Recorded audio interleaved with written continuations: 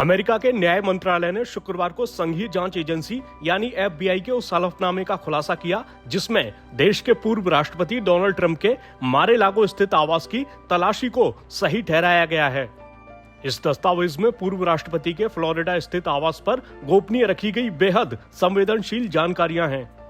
दस्तावेज के मुताबिक ट्रंप के पास बहुत से गोपनीय दस्तावेज थे। तलाशी में मिले गोपनीय दस्तावेजों के 11 सेट के बारे में इस हलफनामे से कोई नई जानकारी नहीं मिली है, लेकिन इतना पता चलता है कि न्याय मंत्रालय के लिए इन दस्तावेजों को हासिल करना महत्वपूर्ण क्यों था। हलफनामे से खुलासा हुआ है कि जनवरी में ट्रंप के आवास से मिले 15 बक्सों में 14 पर गोपनीय लिखा था। इन बक्सों के अंदर 184 दस्तावेज मिले जिन पर गोपनीय अंकित था। इनमें से 67 पर कॉन्फिडेंशियल, 92 पर सीक्रेट और 25 पर टॉप सीक्रेट लिखा था।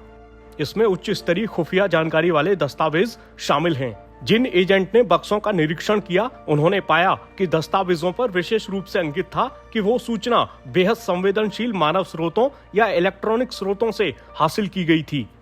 हलफनामे में कई दस्तावेज ऐसे पाए गए जिन पर ओरिजिनेटर कंट्रोल्ड लिखा था।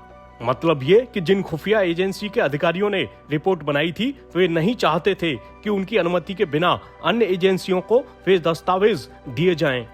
इस बारे में केंद्रीय खुफिया एजेंसी के एक पूर्व अधिकारी ने बताया, चीजें जब इस स्तर तक गोपनीय रखी जाती हैं तो इसका मतलब होता है कि जो लोग सूचना जुटा रहे होते हैं उनकी जान को खतरा हो सकता है।